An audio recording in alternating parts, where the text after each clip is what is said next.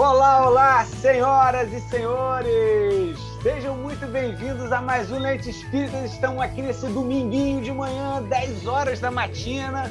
Faz um diazinho frio, mas o sol vem rachando um pouco da galera, aqueles diazinhos gostosos para se dar uma volta na rua, para se ouvir um podcast, para brincar com o cachorro, para olhar as crianças brincando, ou então para simplesmente passar o dia como nosso amigo e ouvinte Lúcio está provavelmente nesse momento fazendo uma comida, ouvindo o nosso podcast. É uma alegria estar aqui com vocês, aqui é Gabriel Marins, e vamos ler o nosso dia a dia à luz da doutrina espírita. Que alegria, né, Gabriel? Eu sou Rosália Romão e é um prazer inenarrável estar com vocês essa manhã, essa tarde, essa noite, essa madrugada. E a gente continua assim pedindo carinhosamente para que vocês façam suas críticas, seus comentários no Instagram, @podcastlentespírita, e no YouTube também. Alguns episódios já estão disponíveis, é só procurar Lente Espírita.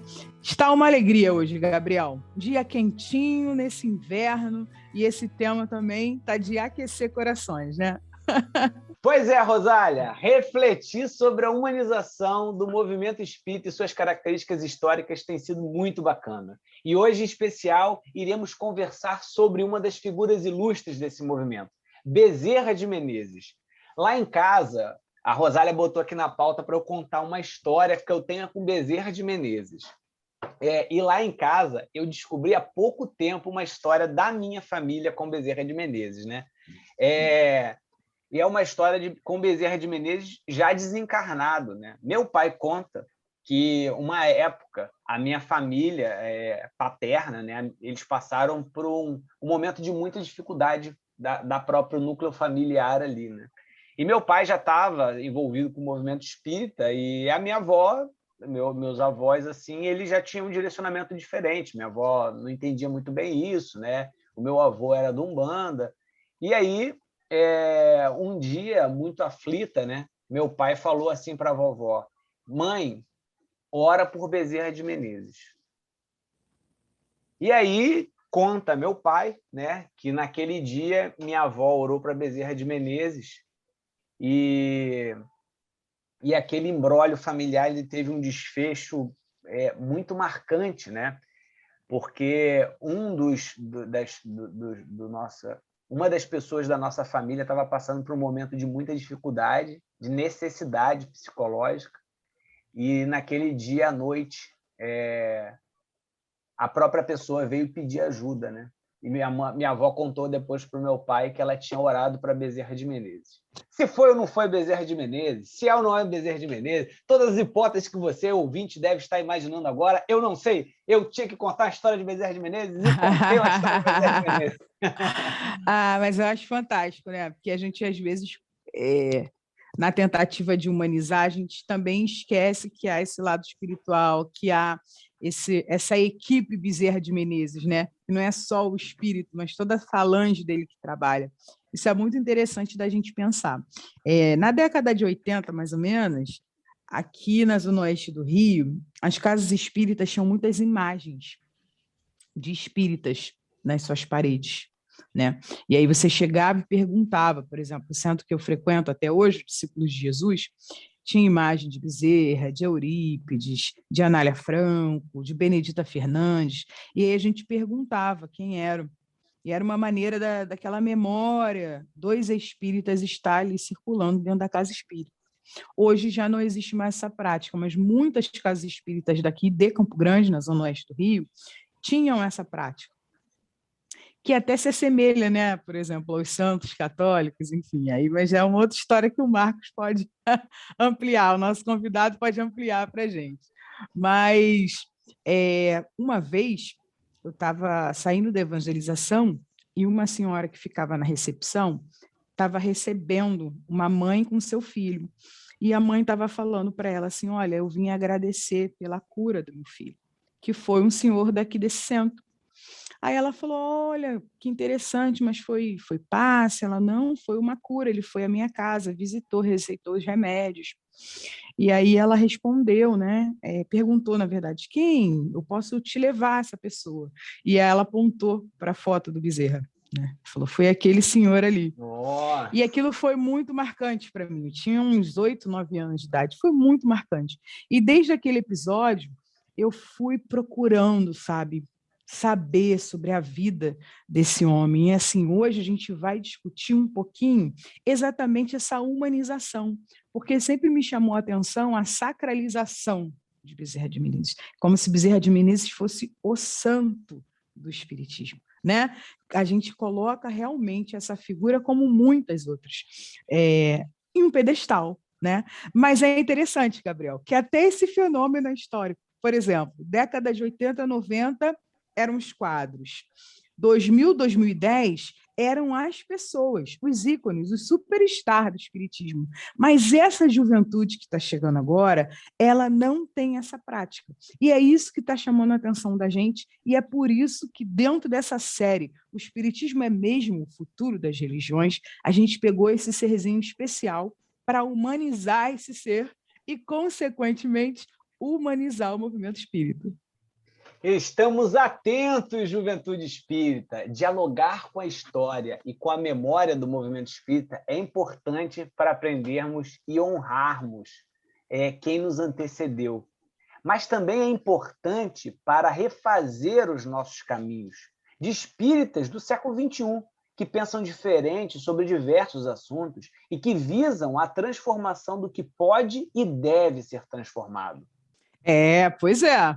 O nosso convidado de hoje fez uma dissertação maravilhosa e humanizou Bezerra de Menezes, o que é importantíssimo, porque nem a gente endeusa Bezerra de Menezes a partir da leitura desse convidado e nem a gente coisifica Bezerra de Menezes.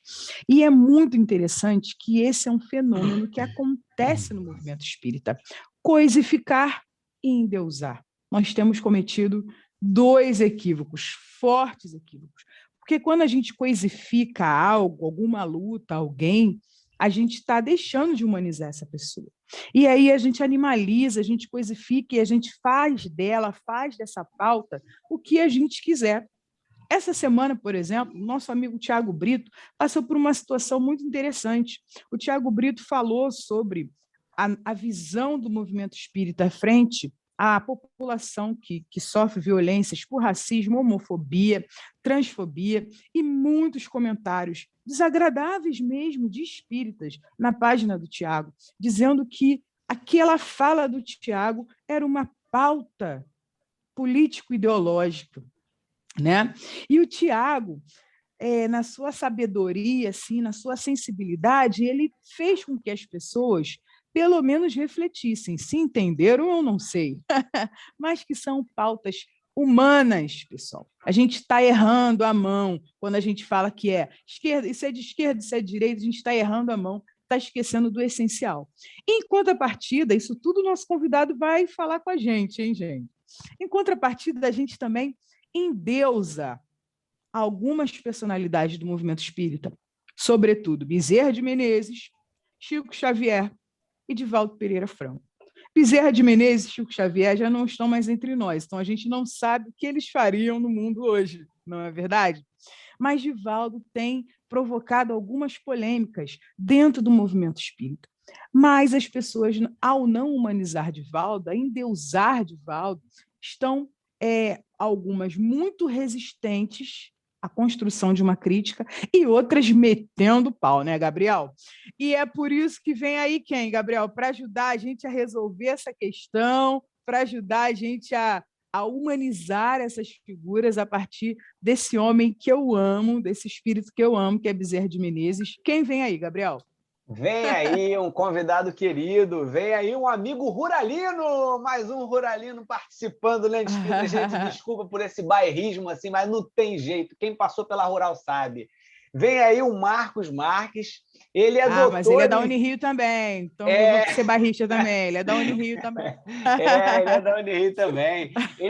Ele fez doutorado em História pela Unirio, né, onde ele defendeu a tese A Cura do Céu, Caridade e Cura Espírita no Rio de Janeiro da Primeira República. E também fez o seu mestrado na Unirio, onde ele fez a sua dissertação, cujo título era A Cura do Corpo, da Cidade, da Alma, Medicina Política e Espiritismo na Trajetória de Adolfo Bezerra de Menezes. Além disso, como que ele passou pela Rural, Rosário? Fazendo matemática na Rural, onde ainda fez também pós-graduação pública. Veja só, matemática, um historiador matemático, galera, isso aí é raro. Uau! E hoje ele faz parte do grupo NUEST, que é o Núcleo de Estudo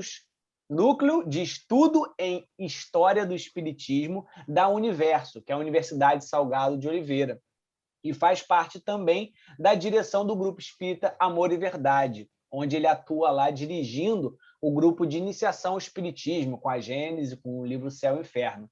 E é também, né, o marido da Rosângela, o pai do Tiago, que odeia matemática e fez faculdade de História junto com ele, apesar de ser advogado, e do Matheus, que forma em matemática esse ano. Que família linda, meu amigo! Chega chegando, seja bem-vindo, Lente! Muito obrigado, Gabriel. É uma satisfação estar aqui, né? Mais uma vez falando de duas coisas que eu gosto muito, espiritismo e história. Né? E assim, a gente espera que ao final dessa nossa conversa as pessoas possam ter uma outra visão a respeito de Bezerra de Menezes, uma visão mais humana, rica em contradições, em dores, em sofrimentos, né? Mas repleta de muita caridade, muito desejo de ajudar e tornar o nosso mundo um pouco melhor. Perfeito, Marcos. Marcos, nós sabemos, né, da sua grande pesquisa, falamos aqui da sua dissertação, do seu doutorado, envolvendo aí profundas pesquisas na história do Espiritismo, na história de Bezerra de Menezes. Também acompanhamos aí suas entrevistas no YouTube, como no canal Espiritismo em Kardec, né, onde também teve presente lá, né, um dos nossos amigos que estiveram aqui no episódio anterior, Rodrigo Farias. E aí hoje a gente está nessa busca por Bezerra de Menezes, mas queremos trazer aqui perguntas simples, na verdade, de ouvintes, né? Em sua maioria jovens do movimento espírita, que desconhecem a história desse personagem. E, por exemplo, aqui temos a pergunta da Laísa, do Rio de Janeiro. Ela diz assim: quem foi Bezerra de Menezes antes de ser espírita? Bom, Bezerra de Menezes, ele nasceu em 1831, numa cidade do interior do Ceará, chamado Riacho do Sangue. Hoje, essa cidade tem o nome de Jaguaretama.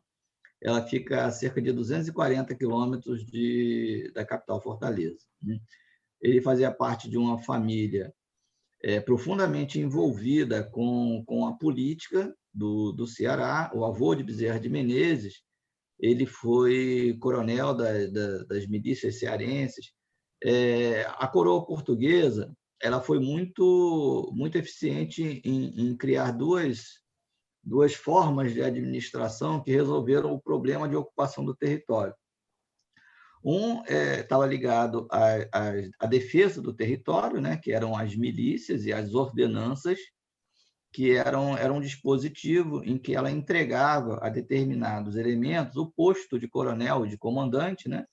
E as pessoas que moravam naquela região, elas eram obrigadas a doar uma parte do seu tempo à defesa do território. As ordenanças faziam a defesa interna, enquanto que as milícias faziam a defesa contra invasões externas. E um outro dispositivo foi a distribuição de seis-marias, né? Ou seja, a coroa portuguesa ela distribuiu lotes de terras a um grande número de pessoas e, com isso, ela foi ocupando o território. A família de Bezerra de Menezes, a origem da família de Bezerra de Menezes está ligada a esses dois dispositivos, né? O coronel, o avô de Bezerra de Menezes, ele era um coronel das milícias, né, de defesa do território, assim como o pai dele também. O avô de Bezerra de Menezes, ele lutou na Confederação do Equador, né, voltada para um movimento de independência que ocorreu logo depois da proclamação da independência em 1822 e que tinha por objetivo fazer com que parte daquele território do Nordeste fosse separado, né, ficasse independente do Brasil. Como vocês devem ter estudado, devem lembrar lá do estudo de história, né, o movimento ele foi derrotado pela coroa brasileira que se instalava, através de Dom Pedro I, e o avô dele foi condenado à morte, em primeiro lugar, e posteriormente a pena foi convertida em degredo perpétuo no Maranhão.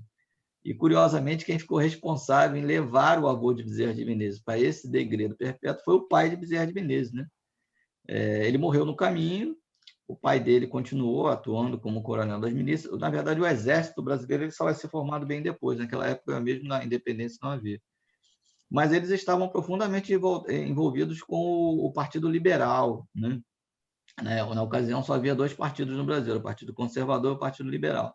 Eles defendiam a independência do município, né? Tinham bandeiras voltadas contra a escravidão, uma série de bandeiras que eram diferentes daquelas do Partido Conservador. Então, Bezerra de Menezes cresceu nesse mundo, né? Nesse mundo que estava envolvido com a política do Ceará.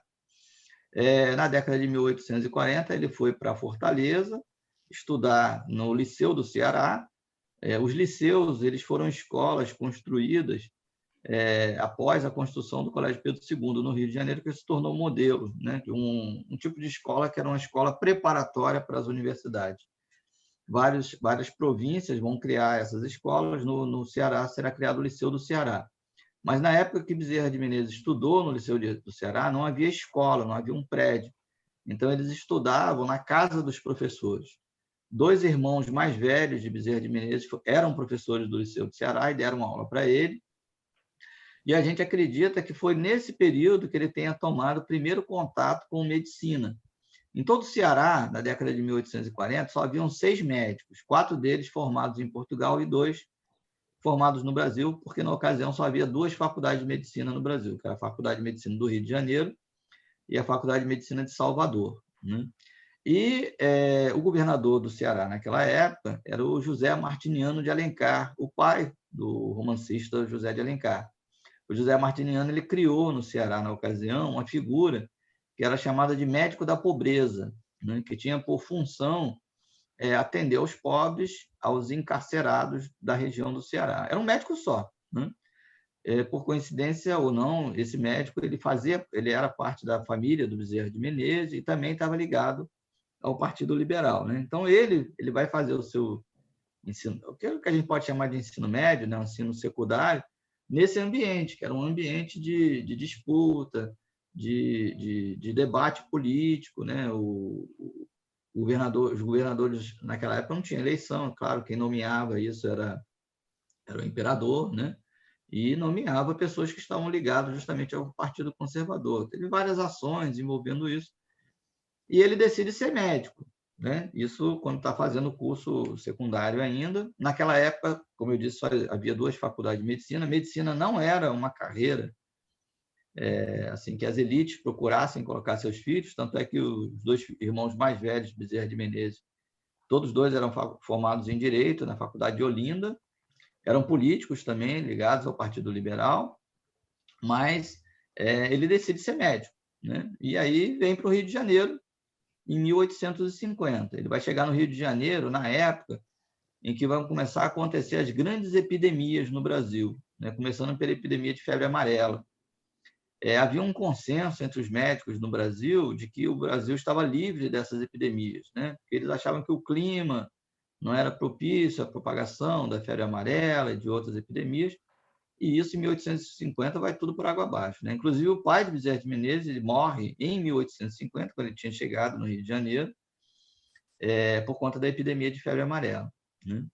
Ele vai estudar na Faculdade de Medicina do Rio de Janeiro. Naquela época o curso de medicina ele tinha 2 versões. Se você quisesse ser cirurgião, o curso tinha duração de 5 anos. Se você quisesse ser médico, você tinha que estudar 1 ano a mais. É curioso, ao contrário, né? Hoje é o contrário. A cirurgia é uma especialização, né? Mas naquela época era assim. E se você quisesse também lecionar, você tinha que defender uma tese no final do curso. Bezerra de Menezes ele vai defender uma tese voltada para o diagnóstico do cancro, que era como era conhecido o câncer na época, né? Já nesse período de faculdade, a gente vai perceber uma habilidade que vai repercutir em toda a vida de Bezerra de Menezes, que é a grande qualidade que ele tinha de fazer relacionamento, né? Bezerra de Menezes, logo quando ele entra na faculdade, ele vai se aproximar de um dos professores, que era professor de cirurgia da faculdade, que era general do Exército na época. Ele estava reformulando a organização do Exército, não me lembro o nome dele.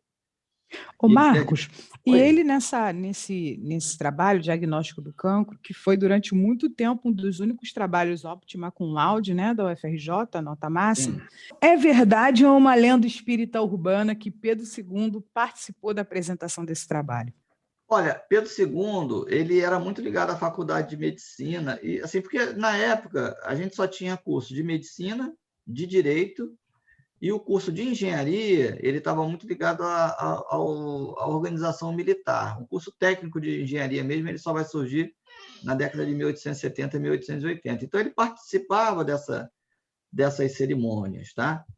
Então, assim, o fato dele ter participado da defesa de tese do Bezerra de Menezes não quer dizer que ele não tenha participado de outras defesas de tese também. Isso não é um exclusivismo do Bezerra de Menezes, né?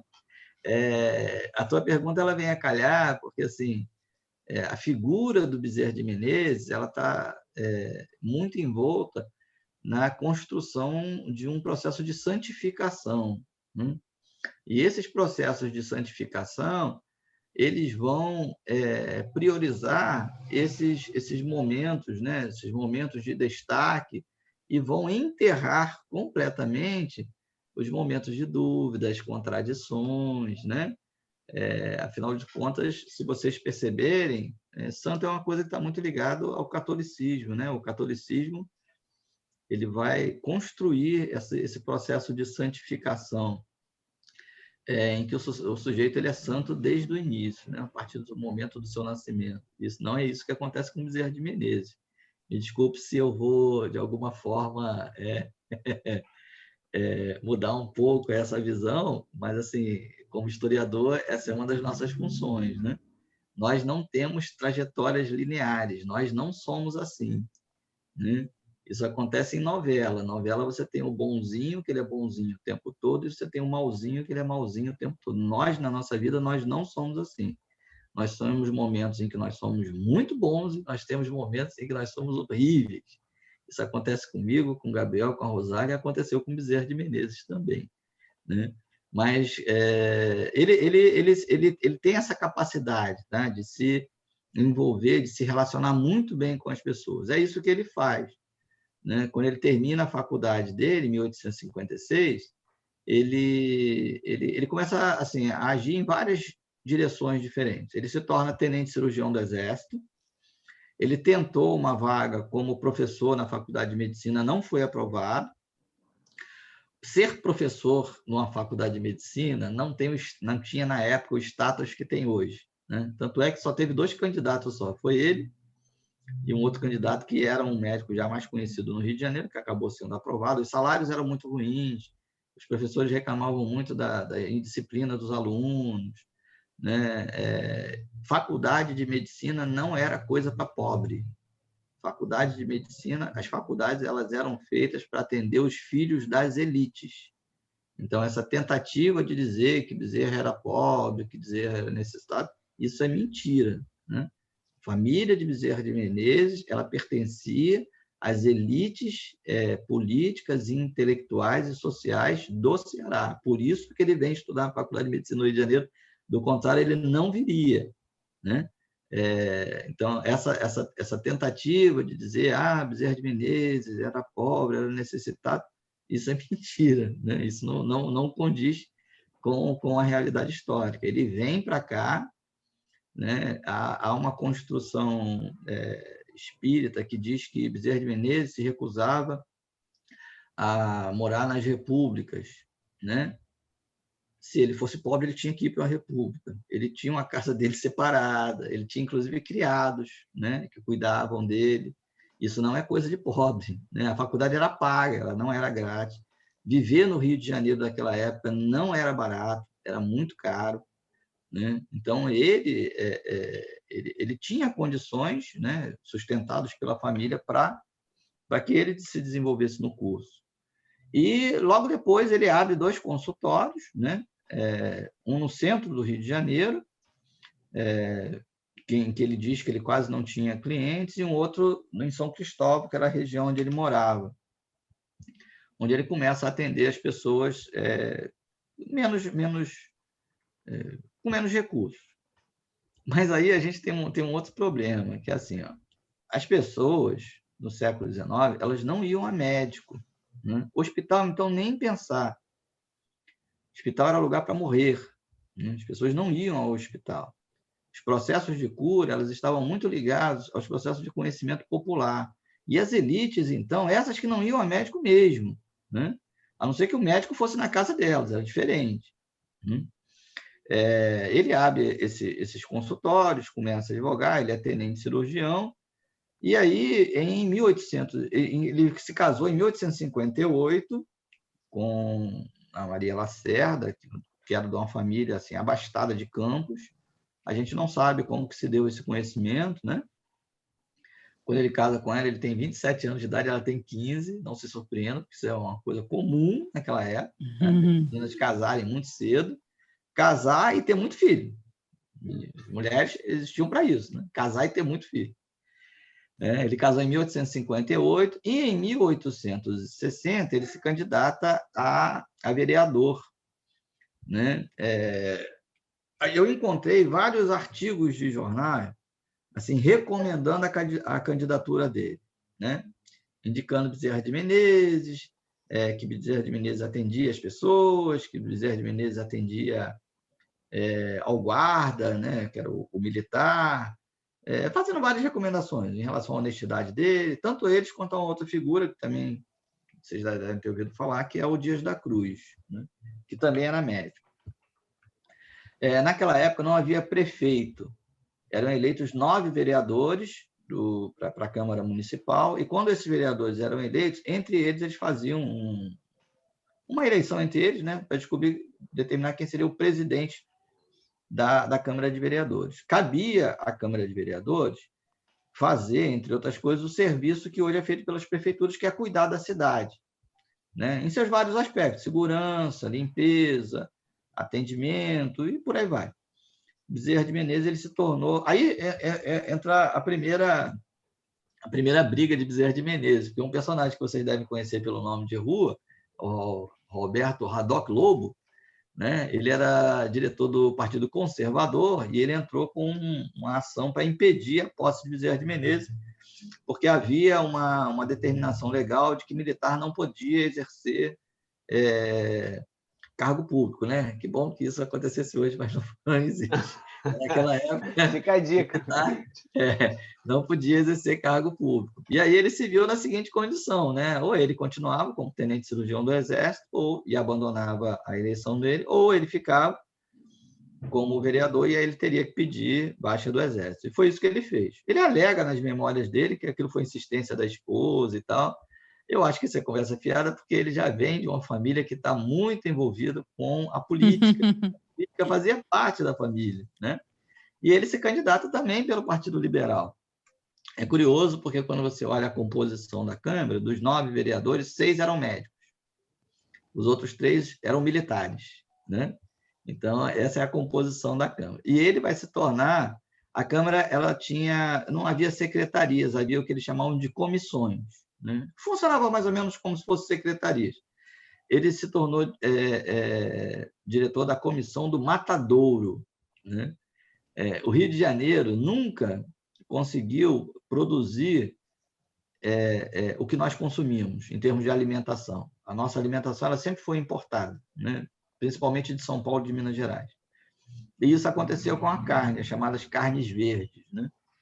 Elas vinham em comboios de São Paulo, de Minas, e quando esses comboios chegavam aqui, eles não podiam ser comercializados diretamente. Primeiro, eles tinham que passar pelo matadouro público. No matadouro público, era feita a pesagem do gado, o exame do gado, para ver se não tinha alguma doença, né? E ali, conforme o gado ele era morto, eles tinham que recolher os tributos à municipalidade, né? Bezerra de Menezes vai ter o segundo embate dele, porque o Império tentou nomear criar um cargo, né? Para ser o diretor, né? Responsável pelo matadouro. E ele vai agir contra o Império, ele vai contra a ordem do Império, dizendo que aquilo é atribuição do município. O Império entra com uma ação para confiscar a eleição dele, né, como vereador. Ele perde o mandato de vereador, ele responde àquela ação, ele é absolvido na ação e ele é recomposto no cargo, né, de vereador. E ali ele vai ter outros embates também, principalmente com o Império. O governo era muito centralizado, né? Tudo passava pelo Império. Isso é uma das reclamações que ele vai fazer. Depois disso, ele foi eleito, a primeira eleição dele em 1860, né? Depois, em 1864, ele foi eleito vereador de novo.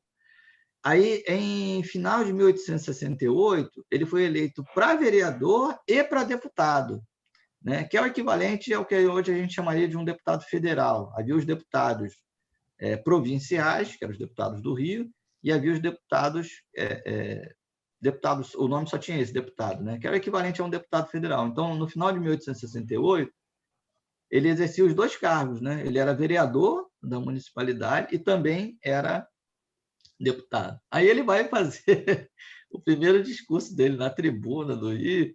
Ele faz uma análise, né, do governo, dizendo que o governo sofria, né, de três doenças. Era muito comum os médicos fazerem essa análise da cidade como se fosse um corpo, né? Por isso que parte da minha dissertação é cura da cidade, né?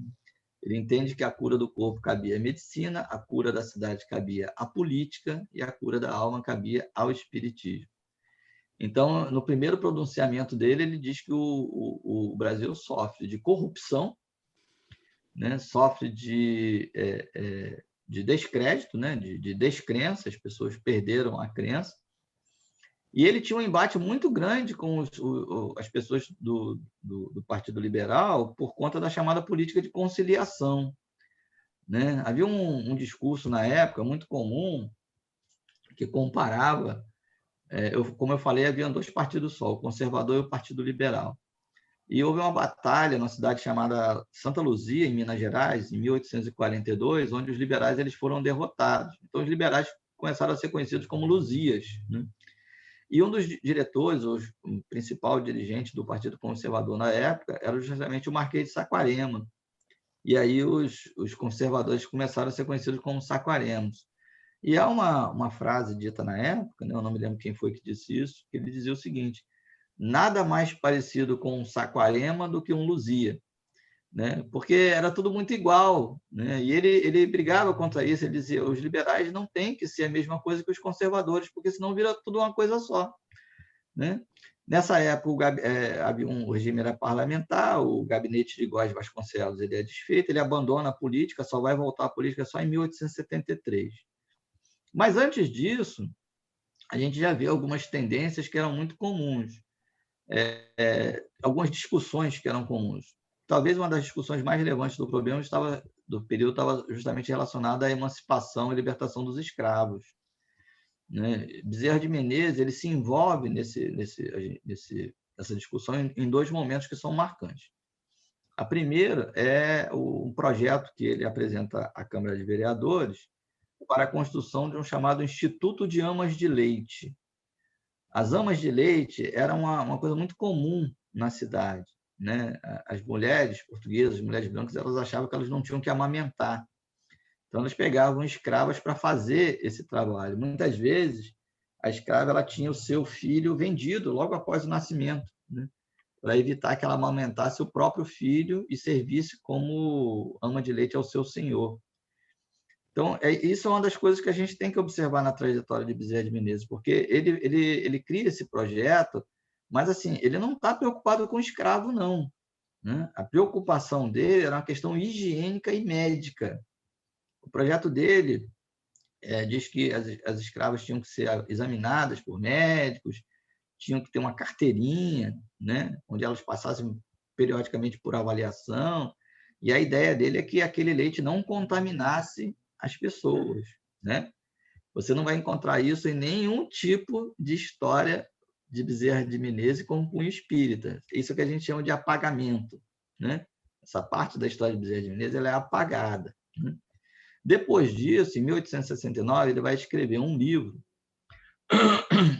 É um texto curto, chega a 70 páginas, mais ou menos, intitulado A Emancipação dos Escravos Sem Danos para a Nação. Ele apresenta esse projeto em 1869. Esse é um dos poucos trabalhos que existem no Brasil que se preocupam com a trajetória dos escravos após a libertação. A gente só conhece dois. Um é de Bezerra de Menezes, que você quase não escuta falar em história, e um outro é do André Rebouças, né? Esses dois personagens, eles vão justamente pensar o que vai ser feito com os escravos se eles forem libertos. Então, qual é o projeto de Bezerra de Menezes? Ele raciocina da seguinte forma: a expectativa de vida dos escravos naquele período era de 21 anos. Então, a ideia dele era que os recém-nascidos escravos fossem libertos, fossem entregues ao governo público. Esses recém-nascidos eles seriam levados para fazendas, onde eles receberiam educação, formação profissional, né?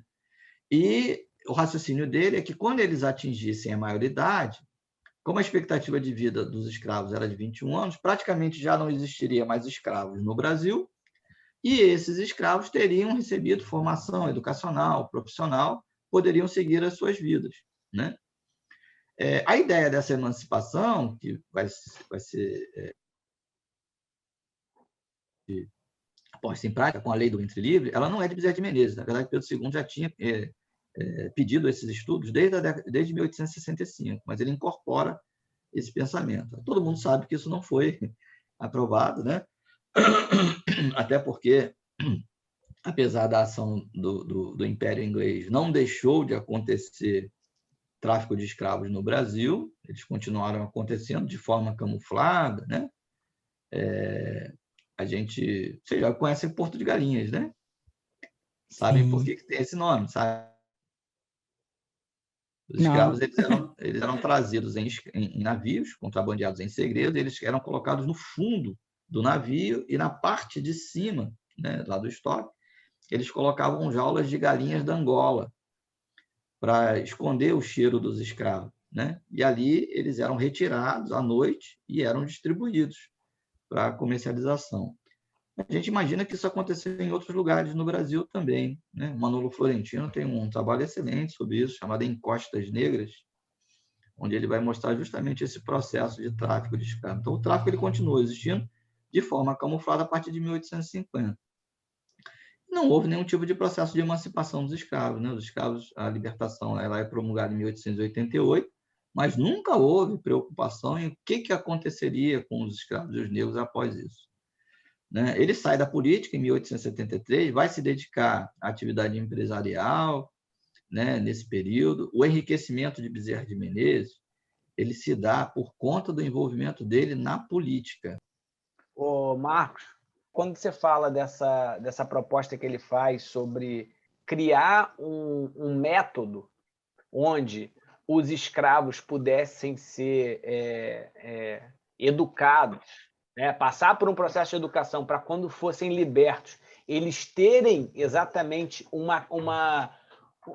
terem a base fundamental para a inserção social, né? E o que isso representa é muito interessante, porque hoje, quando a gente está no debate espírita e a gente está falando sobre a necessidade de uma reparação histórica, né, do dano que representa a escravidão no Brasil e a forma que foi feita a abolição, né, a gente, às vezes, explica que isso são karmas, né, que as pessoas estão espiando, a gente escuta de todas as formas, e a gente vê, né, aquelas pessoas que a gente considera ali como baluarte do espiritismo, como diz meu pai, né, trazendo propostas de progresso já para evitar danos futuros, né? E casa também junto com a pergunta do Marcelo de Itaperuna, né? Quando você ouviu falar de Bezerra pela primeira vez, por que ele te chamou a atenção a ponto de você pesquisar sobre a vida dele? Porque tudo que você está trazendo para a gente é novo, né? Você está trazendo detalhes de todo um processo político, social, e como é apresentado pelos biógrafos espíritas, né? Como se fosse algo extraordinário, algo que não estava, por exemplo, dentro de um processo, né, de convívio do Bezerra. Né? O Bezerra vem de uma tradição política, o Bezerra vem de uma família de elite, o Bezerra vem de uma ligação com movimentos históricos. Né? O Bezerra faz parte de um partido liberal, mas, como você bem destacou, todo liberal e conservador que alternavam o poder, os Luzes e os Saquaremas, tinham opiniões muito parecidas. Mas o que te chama a atenção? O que chama a atenção do Marcos? Né? Porque o espírita Marcos ouviu muitas coisas de Bezerra, mas o pesquisador Marcos, sabe? O que todo esse processo que abre seus olhos, né, amplia sua visão sobre Bezerra de Menezes, qual é a diferença? Qual foi o ponto de partida que você falou? Opa, também quero traçar esse caminho aqui, também quero fazer uma pesquisa nesse caminho, que é uma atenção que o Marcelo de Itaperuna nos chama, né? Olha, Rosália, quando eu estava fazendo a graduação, a gente chega um momento que a gente tem que fazer o TCC, né? Você tem que pegar um assunto para escrever. E aí, eu frequentava a casa espírita, né? Mas, assim, as raízes históricas do espiritismo na nossa casa se devem à minha esposa. Né? Minha mãe era uma pessoa muito católica, né? E mamãe morou com a gente desde que nós nos casamos. E a minha esposa, ela começou a frequentar a casa espírita após a morte da mãe dela. Né? Foi uma morte muito dolorosa, tá? Ela começou a frequentar, mas ela gostava tanto de mamãe que ela começou a frequentar a casa espírita escondido. Né? Aí, até que um dia eu me empolguei, eu falei assim, olha, tu já está muito grande, tu não tem que ficar escondido nada. Aí chamei minha mãe e falei, olha, mãe, é o seguinte, ó, a Rosângela está frequentando a casa espírita, ela gosta do espiritismo, você vai aceitar numa boa. Então, muito contrariada na vida, ela aceitou, né? A mamãe era muito engraçada, ela às vezes tinha almoço na casa espírita, ela ia, mas assim, ela ficava olhando na rua, né? Na hora de sair, ela abria o portão e ela olhava um lado, olhava para o outro, para ver se não tinha nenhum conhecido, aí ela saía. Ah, muito bom. Ninguém nunca pode dizer que um dia se viu Maria José dentro de uma casa espírita, mas foi assim. E aí eu frequentava, assim, mas eu não era um grande frequentador. E aí, quando eu fui fazer o TCC, eu vou falar sobre espiritismo, vou pesquisar sobre espiritismo. Pesquisa em religião na área histórica é uma coisa relativamente recente. Né? O meu orientador, por exemplo, ele não pesquisa espiritismo, ele pesquisava devoções negras. E aí, quando eu comecei a pesquisar, eu queria entender justamente como que o espiritismo tinha se transformado numa religião, porque o espiritismo ele não chega no Brasil como religião, ele chega como uma ciência. Né? Eu falei, o que aconteceu? E aí, quando você vai falar de espiritismo e religião, você não deixa de falar de Bezerra de Menezes, né? Fui procurar os trabalhos que falavam sobre Bezerra de Menezes e tive uma grande decepção histórica, porque a maioria dos trabalhos, as biografias de Bezerra de Menezes, elas são quase que agiografias, né? São histórias de santo. E eu ficava... Em história existe uma problemática muito grande com relação à escrita de biografias, né? Bourdieu, por exemplo, ele escreve um artigo chamado A Ilusão Biográfica, onde ele vai... Rosália deve conhecer esse artigo, onde ele vai discutir justamente isso, né? Que, assim, que as pessoas elas não fazem as coisas sozinhas, elas estão imersas numa sociedade, suas ações dependem dessa sociedade, elas são influenciadas pela sociedade. E aí eu falei assim, poxa... Aí eu escrevi no TCC, né? Bezerra de Menezes e a afirmação do espiritismo como religião no Rio de Janeiro. Gostei da escrita, gostei da pesquisa em história, e aí meu orientador perguntei para ele, eu falei, será que vale a pena a gente fazer uma pesquisa em mestrado, voltando para entender essa trajetória, né, do Bezerra de Menezes? Ele falou, tenta, vamos lá, vamos tentar. Falei, bom, tô tentando. Aí passei, né? Falei, bom, então vou pesquisar Bezerra de Menezes. E aí, quando a gente vai pesquisar a vida dele, a gente vai descobrir uma outra história. Né? Vocês me perdoem, se vocês... Graças a Deus, nós temos opiniões diferentes, mas Brasil, coração do mundo, pátria do Evangelho, não desce de jeito nenhum. Né? Aquilo é um documento larguíssimo, muito relacionado à racista, bastante racista. E lá, quando você lê Brasil, coração do mundo, pátria do Evangelho, tem uma parte lá que é ridícula, esquisita demais, que há um momento que ele diz assim, chamemos Bezerra de Menezes. Aí a espiritualidade vai lá, pega o espírito de Bezerra de Menezes, aí faz o espírito de Bezerra de Menezes reencarnar no Brasil para salvar o Brasil. Ai, meu Deus do céu. Deve ter um outro espiritismo, acho que o espiritismo não é isso. E aí, quando a gente for pesquisar, a gente vai descobrir justamente as contradições de Bezerra de Menezes, né? As dores dele. Uma das questões que estão muito relacionadas com Bezerra de Menezes é justamente o seu apego à política, né? Bezerra de Menezes ele não entendia, né, a administração da sociedade fora da política. Ele não entendia isso, né? Uma das resistências que ele tem em assumir publicamente que ele era espírita era justamente o espiritismo. Ele sabia que quando ele dissesse publicamente que ele era espírita, ele provavelmente não ia voltar a ser eleito. E foi o que aconteceu, né? Se você vê você vê como é que são as construções. A gente tem na nossa sociedade uma ideia que está muito relacionada a relacionar política com sujeira, com desonestidade, com algo ruim, né?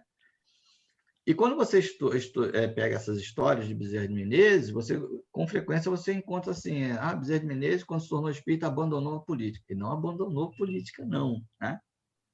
Ele não foi mais eleito, é diferente. Ele se candidatou, ele continuou se candidatando a deputado, ele tentou ser senador e não conseguiu. São coisas diferentes. Ele, em momento nenhum, ele abandona a política. Tanto é que ele leva essa vivência política dele para dentro da Federação Espírita Brasileira, né? Ele usa a sua habilidade em negociar, em juntar as diferenças, né? Em juntar aquele grupo, apesar das suas diferenças. Eu espero poder falar um pouquinho sobre essas diferenças. Ô Marcos, quando ele faz essa proposta, eu não sei quando que o Bezerra de Menezes se tornou, na verdade eu interrompi seu fluxo de ideia também, na hora, quando ele faz aquela proposta sobre eu não sei nem se tem um nome esse projeto, o projeto que ele faz para os escravos poderem se aperfeiçoar, fazer estudos e poderem ser reinseridos na sociedade com alguma dignidade, né? Ele já era espírita? Não. Esse documento ele foi escrito e distribuído em 1869. Ele só vai assumir publicamente que ele é espírita em 1884, né? Quase 20 anos, mais de quase 16 anos depois. Ele era católico, e católico mesmo, tá? Assim, havia muitas discussões naquele período. A trajetória política de Bezerra de Menezes, ele se torna vereador em 1860, aí ele foi vereador de 1860 a 1864, depois de 1864 a 1868. Em final de 1868, ele é vereador e deputado. Aí tem a queda do gabinete Góes de Vasconcelos, ele abandona a política, né? Aí depois ele só vai voltar em 1873. 1873, ele vai pegar mais 2 legislaturas como vereador, inclusive durante esse período, em várias ocasiões, ele vai ser presidente da Câmara de Vereadores e também deputado, o equivalente a um deputado federal. Nesse período, ele é vereador e deputado junto. E ele vai deixar, né, ele vai continuar esse processo até 1882, 1883. Depois disso, 1884, ele se assume como espírita e nunca mais ele volta para a política, né? Então, ele tentou mais quantas vezes depois disso? Ele tentou, a gente tem conhecimento que ele tentou pelo menos uma vez como deputado, não conseguiu, e depois, já no final da década de 1880, ele tenta como senador também, porque o cargo de senador ele era a escolha do imperador, né? Havia uma eleição, os 3 melhores eleitos, né, eram apresentados ao vereador, ao imperador, e o imperador escolhia, né? E tem um detalhe que é muito interessante, são essas contradições da história do espiritismo. Pedro II odiava o espiritismo. Ele tinha ele não queria saber de espírita, mas de jeito nenhum, né? Com todo respeito aos espíritos. E é curioso, muito bom, né? Porque a gente vê muito circulando, né? Ele mais um odiava endeusamento no espiritismo. Muito bom. E é curioso porque o espiritismo, como eu disse, como ele chega no Brasil, ele não chega como religião, ele chega como uma ciência, né? Pedro II, ele era um cientista amador, ele tinha muita admiração pelo pensamento científico, por isso que ele comparecia a esses episódios na Faculdade de Medicina, né? E o espiritismo, o espiritismo ele vai romper com, digamos assim, um processo que é um processo que ele está muito ligado à modernidade, né? Que processo é esse? Cabe à ciência o estudo da realidade, cabe à religião o estudo e a aproximação com a transcendência, e cabe à política a administração do Estado. O espiritismo é uma religião que se propõe a ser uma ciência, então ele invade um território que ele não deveria invadir. Tanto é que as sociedades elas vão criar mecanismos justamente para criminalizar essas práticas que não são conduzidas pela ciência, né? O espiritismo ele é criminalizado no Código Penal de 1890. Ou seja, ele se propõe a ser uma doutrina que cura. Por isso a minha preocupação é entender esses processos de cura, né? Os espíritas vão criar nosologias, vão criar explicações para a loucura, vão se aproximar da homeopatia, né? E assim, vão entrar em conflito com a medicina. E como eles entram em conflito com as ciências, essa é uma das razões do ódio de Pedro II. Pedro II odiava a espírita, né? Aí lá no final lá do Império, né? No finalzinho do Império, uma lista tríplice com 3 candidatos. Um deles é Bezerra de Menezes, que já tinha se assumido como espírita, não ia ser escolhido nunca, né? Como não foi escolhido mesmo, né? Então, assim, mas a gente vê na trajetória de Bezerra de Menezes coisas que são muito curiosas. Então, por exemplo, havia nesse período uma relação muito intensa entre cortiços e doenças, né?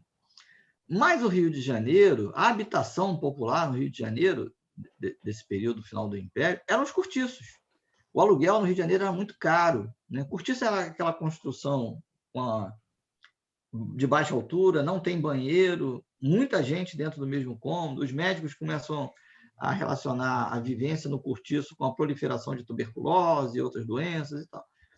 E na mesma época que Bezerra foi vereador no Rio de Janeiro, isso já na década de 1870, havia um vereador também, né, vocês devem ter ouvido falar, que é o Barão do Lavradio, né? O Barão do Lavradio ele faz um projeto para acabar com os cortiços no Rio de Janeiro.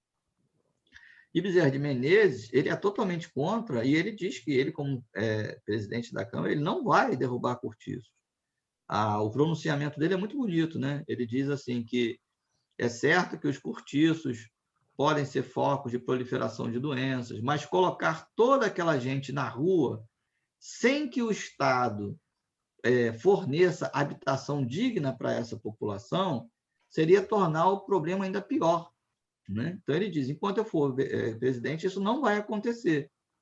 É uma visão social muito importante dele, né? Assim, o entendimento. E é uma das contradições do Bezerra de Menezes, porque ele é contra a centralização, né, que era muito comum em relação à direção que o Império dava à política. Ele dizia que não havia um prego que se pregasse no Brasil sem que tivesse a autorização do imperador, né?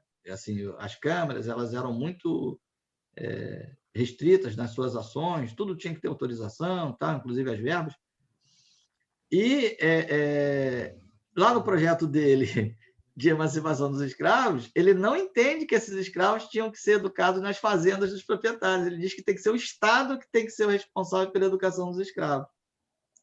Mais tarde, ele vai editar um documento também contra a seca no Nordeste, onde ele vai dizer o seguinte, que o Império manda verbas, mas quando chega lá nos locais de seca, essas verbas se perdem. Então, deveria ser o Estado a administrar essas verbas, né?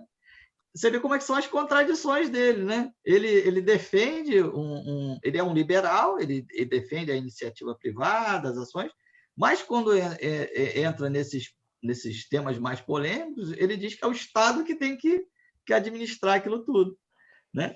Isso faz parte das contradições dele. Tem uma pergunta de um dos nossos ouvintes aqui, que eu acho que, na verdade, se encaixa perfeitamente naquela outra pergunta que eu tinha feito e junta com essa aqui, que a Laila, do Rio de Janeiro, ela pergunta se Bezerra de Menezes fosse vivo hoje, estaria envolvido em polêmicas políticas? Como você sugere que ele se posicionaria nos dias atuais? Olha, é muito difícil dizer isso, porque são realidades totalmente diferentes, né? Mas, assim, alguns dos debates que ele se envolveu na época são debates que estão presentes hoje, né? Bezerra de Menezes, ele é autor do primeiro projeto de proteção da Floresta da Tijuca, né? Com certeza vocês não sabem disso, né? Mas a Floresta da Tijuca ela passava por um processo de depreciação no período, inclusive, em vários momentos, o município do Rio de Janeiro ele vai ter problemas muito sérios com abastecimento de água, por conta justamente da utilização e destruição dos mananciais da Floresta da Tijuca, né? Derrubada de árvores para produção de carvão e por aí vai. Ele cria o primeiro projeto de proteção da Floresta da Tijuca, né? Ele é criador do primeiro projeto de estabilidade dos professores, né? Ele dizia que não é possível que os professores exerçam os professores municipais, né? Que eles exerçam sua profissão sem serem estabilizados. Ele é autor do primeiro projeto de regulamentação do serviço doméstico, né? Projeto dele, de Bezerra de Menezes, né? Ele vai se pronunciar na Câmara de Vereadores, como no Parlamento também, em diversos momentos, contra os ataques que sofriam os deputados que eram a favor da libertação dos escravos, né? Então, assim, ele é autor de projetos de regulamentação do matadouro, né, de regulamentação das carnes. Mais uma das contradições dele. Para regular o processo de comercialização e preço de carne no Rio de Janeiro, ele defende, por exemplo, a criação de açougues públicos. Viu como é que é um liberal que chama o Estado para resolver problemas que o processo liberal não tinha como fazer? Então, assim, isso está na nossa discussão de hoje, né? Discussão política fazia parte da vida do Bezerra de Menezes, né? Ele estava imbuído. Então, hoje, se ele estivesse aqui, ele estaria envolvido nessa discussão também, com certeza, né? Os posicionamentos, é claro que são outros, né? As ideias são outras, algumas das discussões são um pouco diferentes, mas ele está envolvido nisso. Eu acho que você falando aí que, por exemplo, ele participou fazendo manifestações de defesa dos deputados que eram a favor da libertação dos escravos, né? Porque eram atacados. Que eram atacados. Se a gente for falar sobre o direito democrático dele de ser exercido, né? Das posturas de Bezerra, se a gente pudesse elocubrar uma coisa, ele estaria, nesse momento agora, com certeza, falando a favor da democracia, né? Porque ele foi um democrata. Ele viveu como democrata, né? Hoje a gente está vivendo momentos de ataques diretos da democracia. E a gente não poderia imaginar um pensamento ético e democrático que coadunasse com esses tipos de coisas que estão acontecendo agora, como às vezes muda, né? Você, por exemplo, eu até conversei isso hoje, essa semana com amigos, assim, a gente chega numa situação que a gente está no Brasil hoje, criando a demonização de um grupo de políticos, né? Você demoniza um grupo de políticos, diz que eles, na verdade, o ato deles exercerem a sua política criou-se um grande mal, e você cria um demônio, né? E hoje, na verdade, e aí muitos frutos do que a gente vive hoje, eles nascem exatamente da sedimentação dessa demonização no imaginário popular.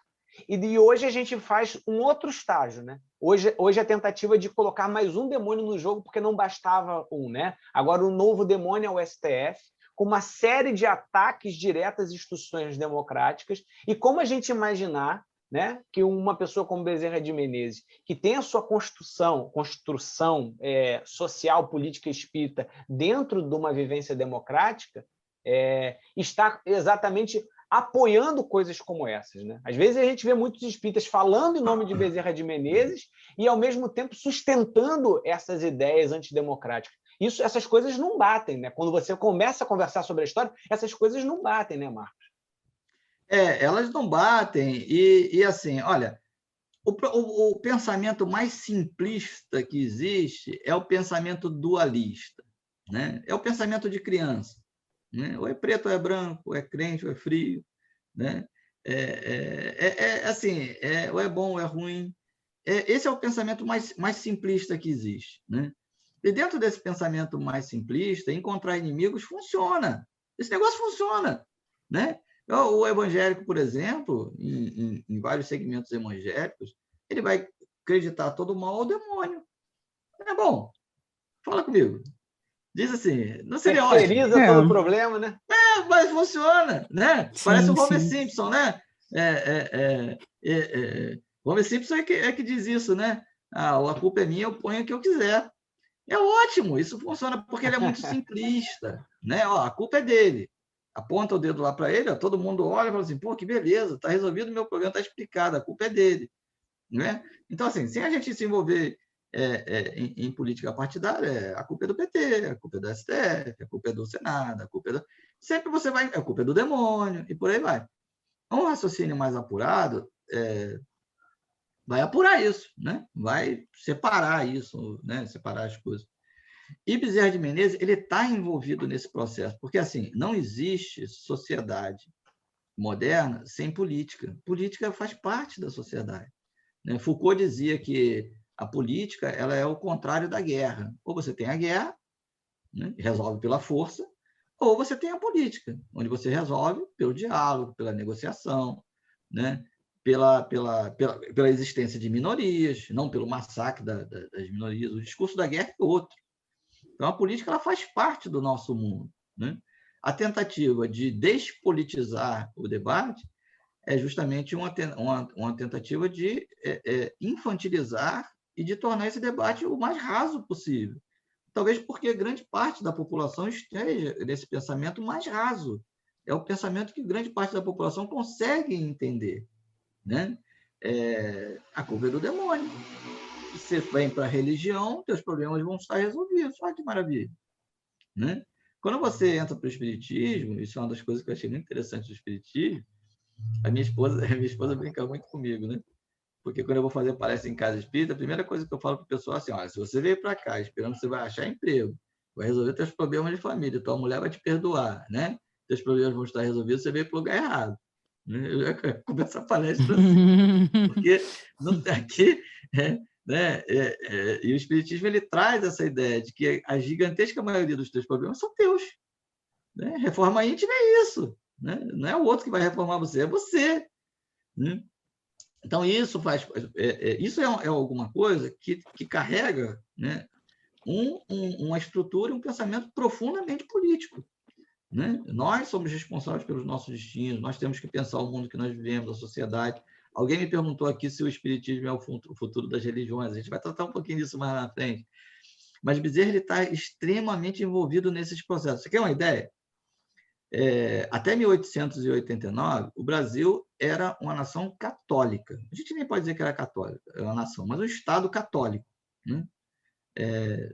Tudo na nossa sociedade estava envolvido com a ideia de ser católico. E uma das discussões que Bezerra de Menezes vai participar é justamente a respeito dos cemitérios. Os cemitérios eram católicos. As pessoas eram enterradas, né? Em 1850, começa uma discussão muito grande no meio médico contra o sepultamento de pessoas no interior das igrejas, né? E aqui tinha aquele detalhe, né? Quem era mais rico, quem tinha mais posição, era enterrado lá perto do altar.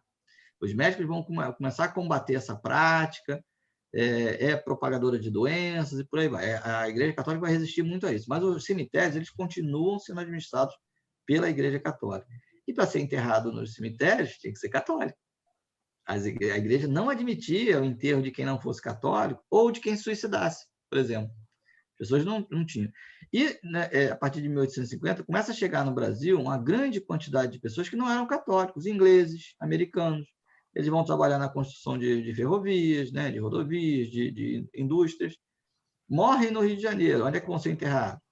A igreja não deixa eles serem enterrados, né? Tem um episódio do engenheiro que ele morre em Campos, um engenheiro inglês, e ele era protestante, né? A igreja proíbe o enterro dele.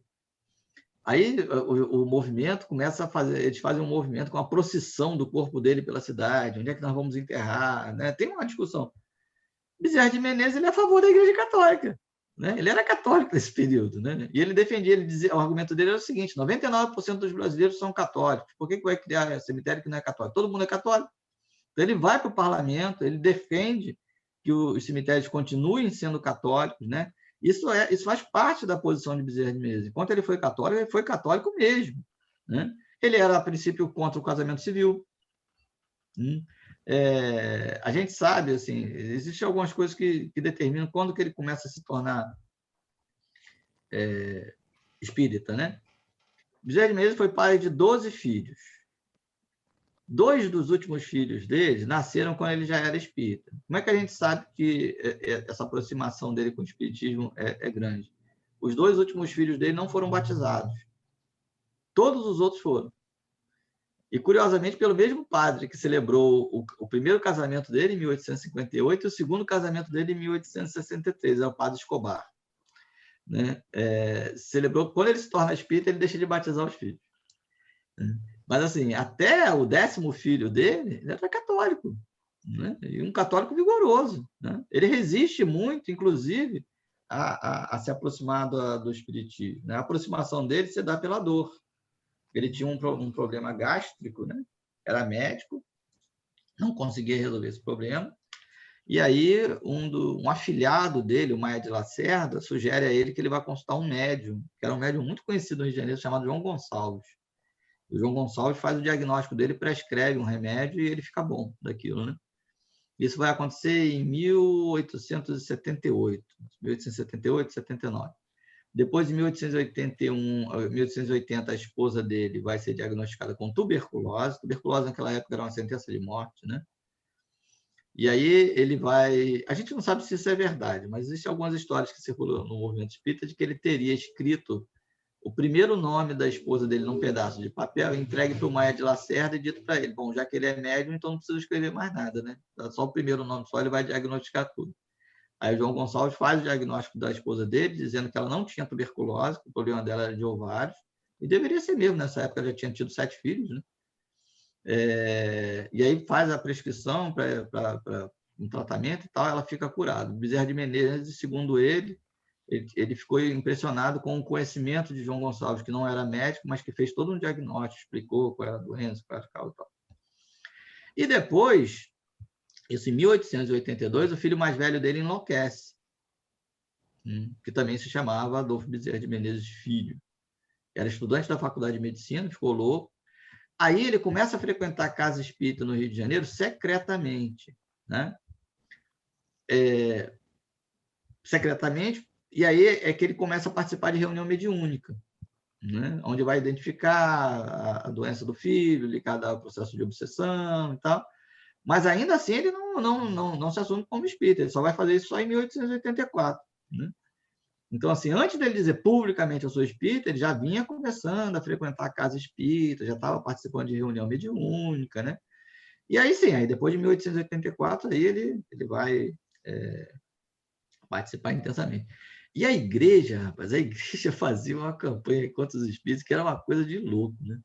Tinha um bispo do Rio de Janeiro, o bispo Lacerda, ele faz uma declaração no jornal chamado O Apóstolo, dizendo o seguinte: os católicos devem odiar o espiritismo por dever de consciência.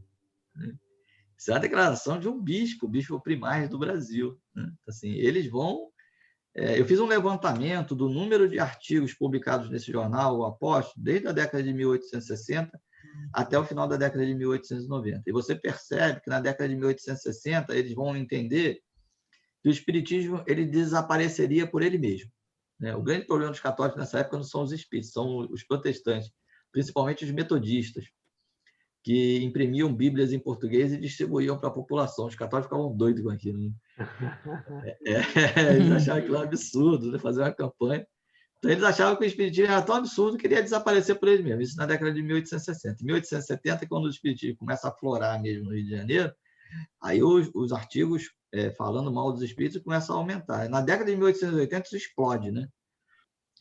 E depois vai culminar com o Código Penal de 1890, né? No Código Penal de 1890, em 3 artigos, o artigo 156, 157 e 158, eles vão declarar que o espiritismo é crime se for utilizado para a prática de cura. Não só o espiritismo, a homeopatia, a cartomancia, a bruxaria, né? Está tudo no mesmo saco, com pena que é de 6 meses a 24 anos de prisão.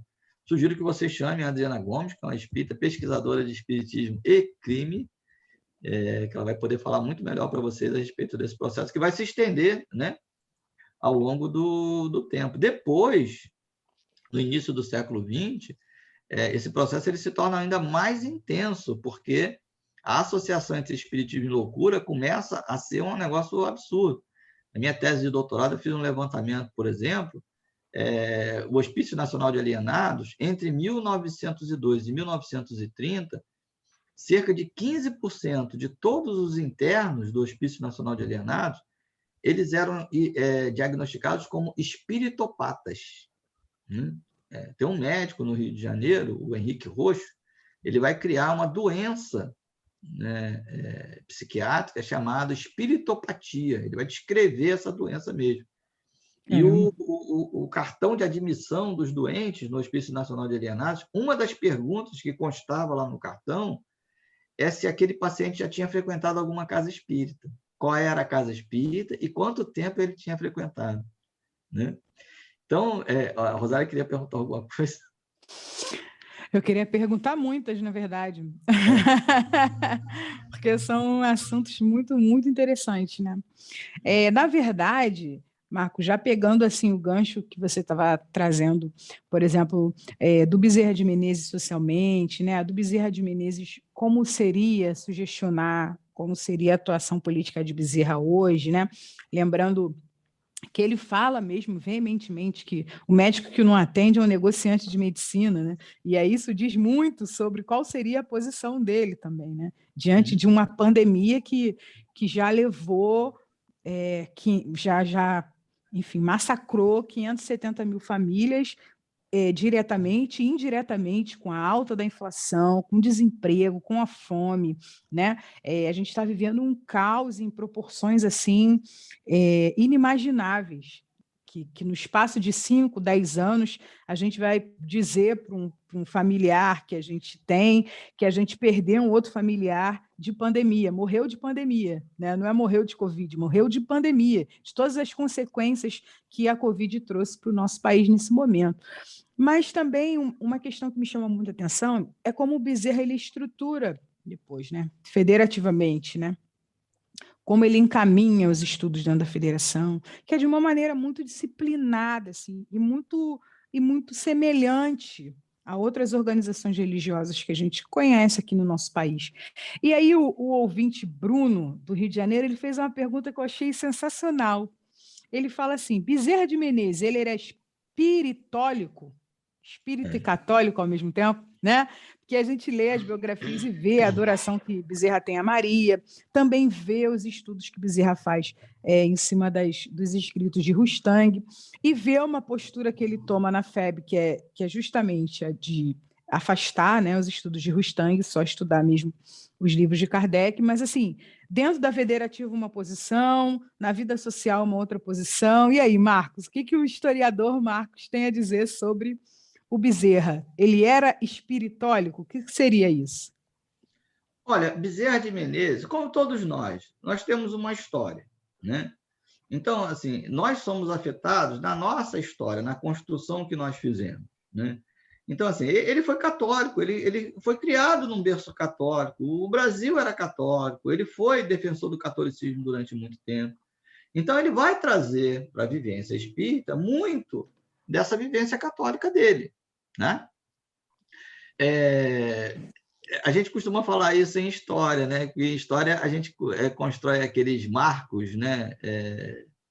Marcos de tempo, né? A história medieval, história moderna, história contemporânea. Mas aqueles marcos eles têm um simbolismo, porque o fato de passar da história moderna para a contemporânea não significa que algumas das características da história moderna tenham sido abandonadas no período contemporâneo. Com a gente é mais ou menos isso, né? Ele vai trazer muito daquela vivência católica que ele tinha.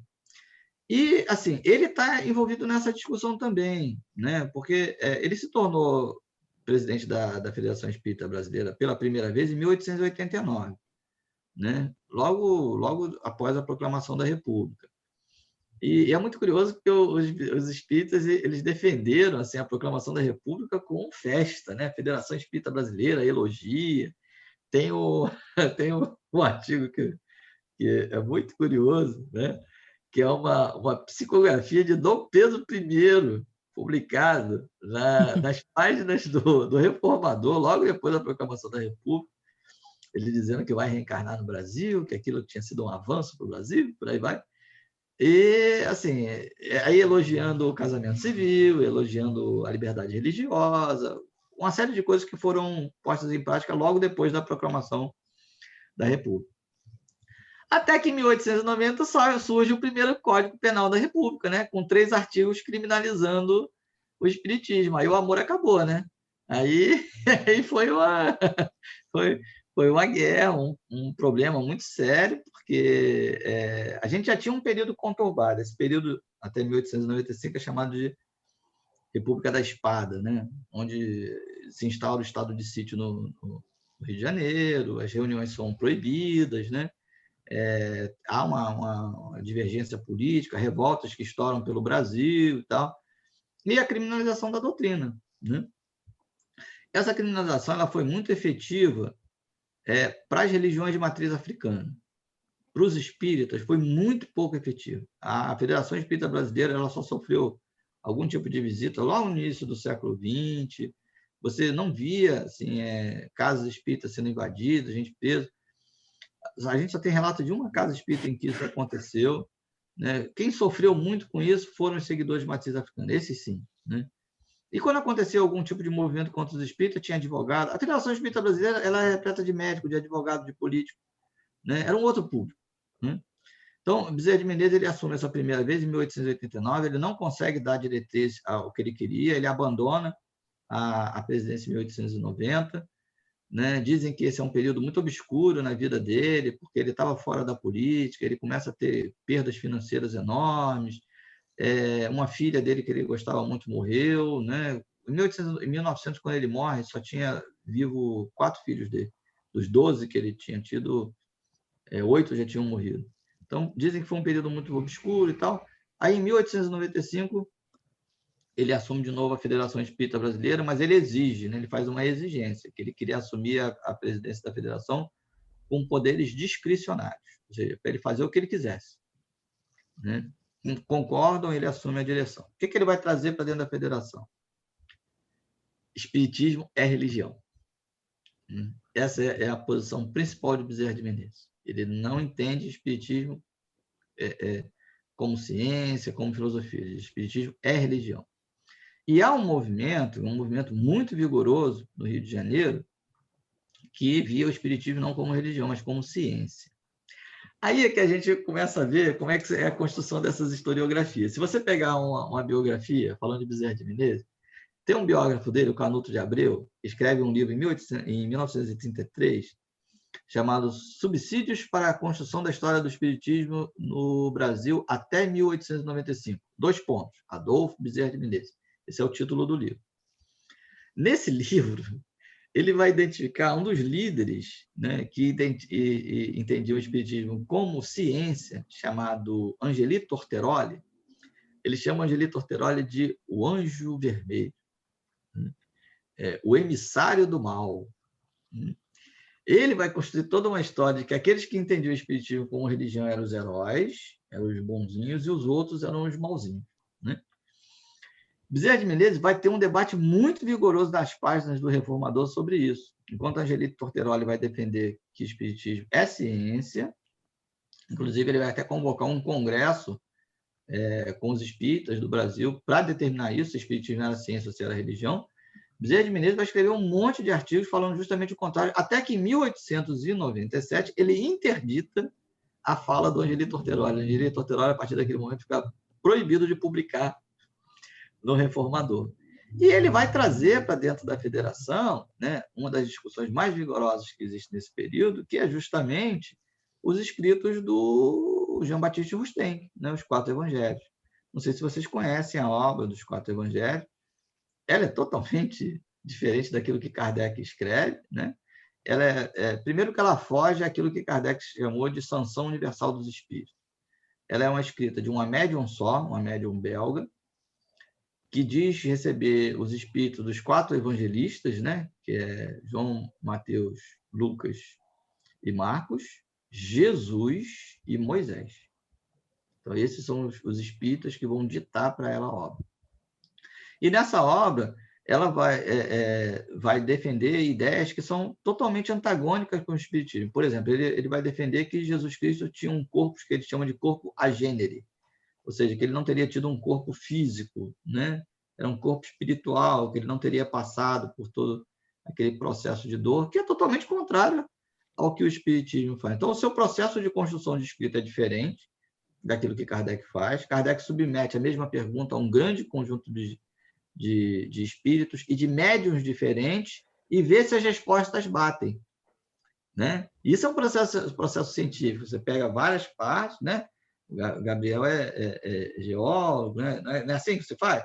Você não pega um experimento só, você tem que repetir aquele uma amostra só, né? É isso que ela faz, ela pega uma amostra só. E ele usa um médium só. Kardec não, ele usa vários médiums diferentes, com espíritos diferentes, e vê se as respostas vão batendo. Bezerra de Menezes vai trazer o estudo de Rusteng para dentro da federação, né? Esse estudo de Rusteng vai ser um dos motivos de separação a segunda grande ruptura do movimento espírita no Rio de Janeiro, já na década de no ano de 1925, quando se forma a Liga Espírita do Brasil. O primeiro grande momento é esse processo de separação entre científicos e religiosos no Rio de Janeiro. Então, ele traz isso. Ele era um adorador de Maria, né? Ele entende a figura de Maria como uma figura santificante. Por outro lado, ele ele insiste muito na necessidade do estudo. Tem um artigo, né, em que ele faz uma declaração na Casa Espírita no Rio de Janeiro, em 1893.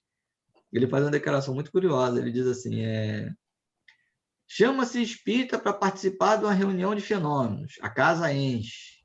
Chama-se espírita para participar de uma reunião de estudo, não vem quase ninguém. Né? Isso ele está falando lá em 1893, né? Parece que está falando de hoje, né? É muito interessante, porque a gente vê daí a importância da gente... foi até uma pergunta que a gente recebeu da Ana Clara de Campo Grande, né?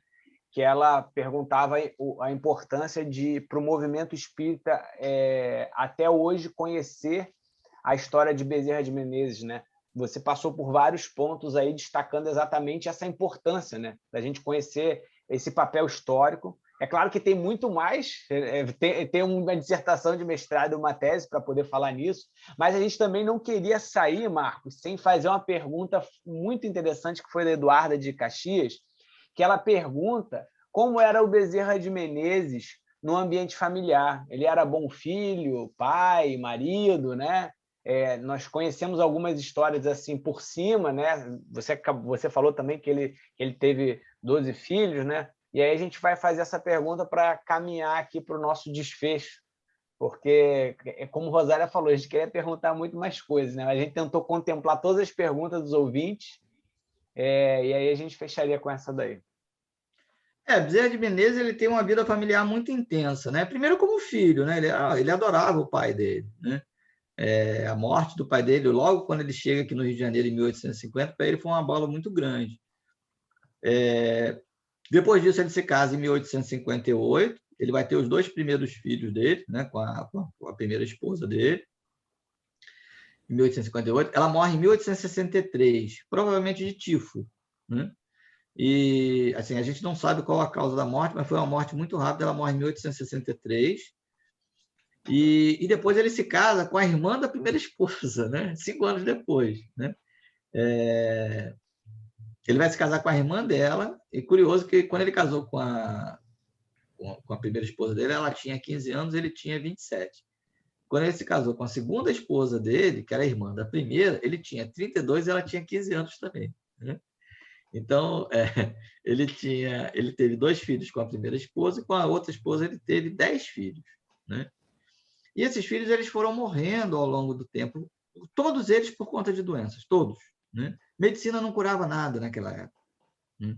Havia muito pouca coisa que a medicina conseguia fazer. Tanto é que ele se torna cirurgião, né?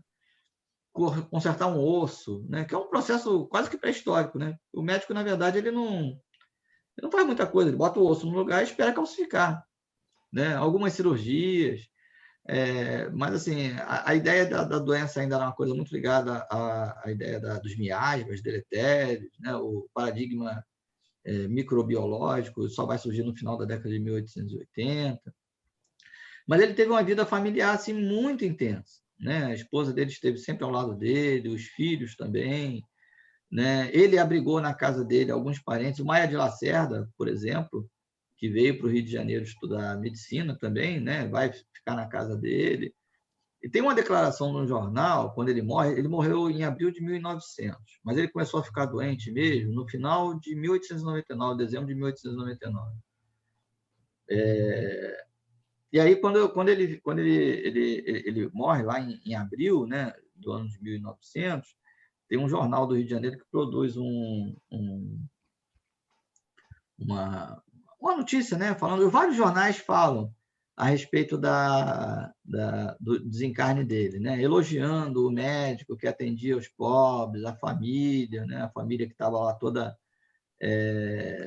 pranteando, né, o morto, falando sobre reverenciando mesmo, né, ele. E um desses jornais, ele coloca uma notícia, que é uma notícia assim, que eu acho que dá um pouco da dimensão, né, de quem foi Bezerra de Menezes, né? Como é que foi a construção da história de vida dele, né? Das coisas que ele fez, das coisas que ele produziu, né? Em que ele diz o seguinte, que desde o dia anterior à morte dele, se produzia, próximo à casa dele, uma verdadeira procissão. O que se via naquela procissão? As pessoas pobres, as pessoas necessitadas, as pessoas que ele atendeu sem poderem pagar, né? Que iam lá reverenciar, né? Prantear aquele médico que tinha se dedicado aos mais pobres, aos mais necessitados. E essa é uma transformação muito intensa na vida dele, né? A partir de 1895 até a morte dele em 1900, ele mudou completamente a vida dele. A partir daquele momento, ele se dedica exclusivamente à administração da Federação Espírita Brasileira e ao atendimento aos pobres e necessitados, né? E, assim, a vida dele sempre foi uma vida muito familiar, muito relacionada à família e àqueles que precisavam, né? Assim, eu acho que isso é uma lição para a gente, sabe? Esse aspecto eu acho um aspecto muito importante da vida de Bezerra de Menezes, né? É possível que a gente... Eu tinha escutado histórias, desculpa, Marcos, é bom até para a gente aferir essas histórias que a gente escuta lá e cá, né? Que ele teria deixado os filhos passarem fome por conta da distribuição de comida, de tirar recursos que eram dele para poder distribuir. Isso teria realmente acontecido? Olha, a gente não tem dados para isso, tá? Mas assim, o que a gente sabe é que a partir de 1895, muito do enriquecimento de Bezerra de Menezes se deve ao envolvimento dele com política, né?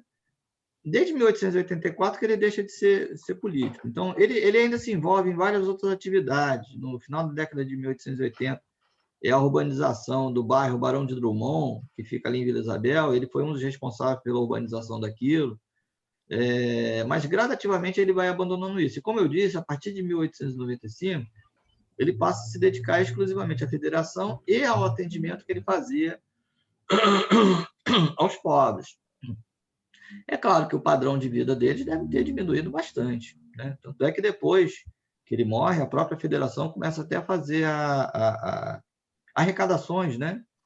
Para ajudar a família, para sustentar a família. Então, assim, a gente não tem dados concretos sobre isso, mas o que a história nos mostra é que realmente ele passa a ter uma vida muito dedicada aos outros, né? Então, se houve... Eu não acredito que tenham passado fome, necessidade, alguma coisa assim. Isso é muito legal. Tá ouvindo isso para mim é muito legal, porque desmistifica, né? Isso aí eram histórias que cantavam aqui a colar, e o fato não temos dados para poder comprovar isso, né? Não tem, a gente não tem. E, assim, a gente tem que tomar muito cuidado com relação a essas histórias, porque, como eu disse para vocês, elas fazem parte da construção de uma hagiografia, né? De uma história de santo mesmo. Uhum. E o que é essa história de santo? Ele é pobre, ele é caridoso, ele é amigo. E quando a gente pega a trajetória de Bezerra de Que é o Menezes, mesmo que fazem também com Chico Xavier, por exemplo, né? a mesma Que eu coisa, acho né? que, assim, o pessoal que está ouvindo a gente é um desserviço. E é por isso que a gente iniciou até falando nessa questão de endeusamento, porque todos os desafios que Chico Xavier passou são desafios particulares. Assim como os desafios que Bezerra de Menezes passou, são desafios particulares. A maneira como a gente está contando e recontando essas biografias, enaltecendo essas dificuldades, né, enaltecendo esses pontos difíceis das vidas deles, é que está fazendo realmente provocando um entrave, né? E é por isso que o Marcos lembrou muito bem da ilusão biográfica do Bourdieu. Eu estava lendo um artigo seu, Marcos, da AMPU, da Fragmentação do Espiritismo, no Rio de Janeiro, nas primeiras décadas do século XX, vou até deixar como sugestão aqui para a galera ler quando acabar o programa, porque é bem curtinho, né, Marcos? São 16, 17 páginas, e ele vai falando, e tem um momento do artigo que você cita um autor, agora me fugiu o nome, não lembro se é Vitor, que ele fala que muitas vezes Bezerra fala para bolha. Eu achei o termo tão interessante, né? Que é um termo do século XXI. Atual. Muito atual, né? Muito atual. E aí eu gostaria, assim, que a gente gostaria de fazer 3, 4 programas, né? Falando de cada aspecto. Com certeza o Marco vai voltar, porque tem muitas coisas que ficaram aqui no ar, né? Que geraram incômodo e geraram essa vontade de perguntar mais e mais, além dos nossos jovens ouvintes, que a gente agradece muito. Marcos, o espiritismo é mesmo o futuro das religiões? A partir de toda essa visão que você trouxe de Bezerra de Menezes, de uma condução de um movimento espírita, da inspiração que os espíritas ainda têm no Bezerra, nessa dificuldade de humanizar Bezerra, o que você tem a dizer para nós sobre isso, assim, como suas palavras finais, né? Olha, não é a primeira vez que me faz essa pergunta, mas quando me faz essa pergunta, eu costumo responder o seguinte: eu me preocupo assim mais em qual vai ser o futuro da humanidade. E eu acho que o espiritismo está inserido no futuro dessa humanidade. Que futuro é esse? É um futuro onde a gente está quebrando fronteiras, onde nós estamos mostrando que nós somos diferentes, mas nós somos todos humanos, onde a gente precisa se aproximar por essa humanidade, não pela religião que a gente tem, pela tese política que a gente defende, pelo time que a gente gosta, né? Mas porque nós somos humanos, e se a gente não construir essa solidariedade, essa humanidade em relação a tudo, a nós, ao nosso planeta, né? À nossa sociedade, ao nosso mundo, nós vamos nos destruir.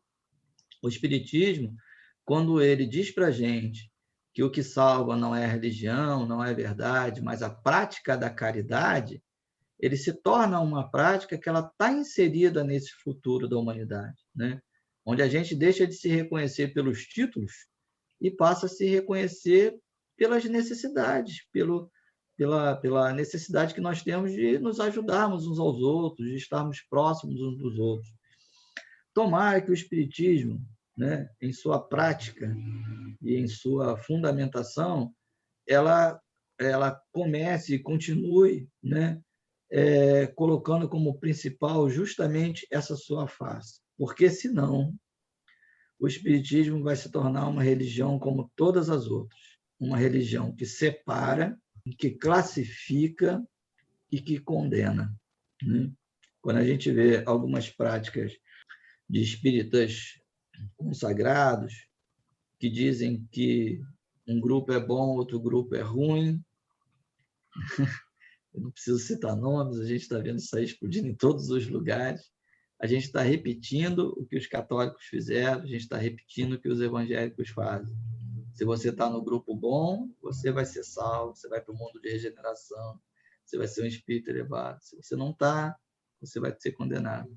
Que a gente não caia nessa situação. E assim, eu acho que o futuro não está na minha mão não, tá? Porque eu já passei dos 50, estou beirando aí 60, E o futuro está na mão de quem está surgindo. Na minha casa espírita, por exemplo, eu coloco o jovem para fazer palestra pública, eu brigo para jovem participar de reunião mediúnica, eu chamo o jovem para fazer direção de estudo, porque os jovens eles estão assim muito sedentos de quebrar, né, esses processos separatistas que o espiritismo faz. Eu falo para as pessoas que eu tenho a felicidade de ter um filho homossexual. Meu filho mais velho é um homem lindíssimo, né, e é homossexual. E a gente aprendeu muito, né, com esse presente que a espiritualidade deu para a gente, né, porque o Tiago nos levou assim a sermos mais humanos. Tanto eu, quanto a minha esposa, quanto o irmão. É um homem lindo, né? A gente tem muito medo com a sociedade que a gente tem, que ele seja agredido, né? Seja maltratado. Mas são essas pessoas que estão nos mostrando, né, que a gente precisa nos unir nas nossas diferenças, né? E que o amor ele seja o mais importante de tudo, porque foi isso que sempre foi o mais importante. Acima de tudo, o meu filho, independente da sua sexualidade, das suas práticas, ele é meu filho, alguém que eu amo muito. E o Espiritismo que nos convide, né, a gente colocar esse amor em prática. Desculpa. Nossa, Marcos, obrigado por esse presente, essa troca. Esse momento que você abre seu coração assim e para falar da sua intimidade, sabe? E você não só traz o esclarecimento, mas assim como você sensibiliza os nossos corações, né? Você toca a nossa inteligência e o nosso sentimento, nos convocando para esse momento assim. Qual é o espiritismo que a gente quer, né? Qual é o futuro que a gente quer, galera, para o espiritismo? Rosália falou lindamente da última semana.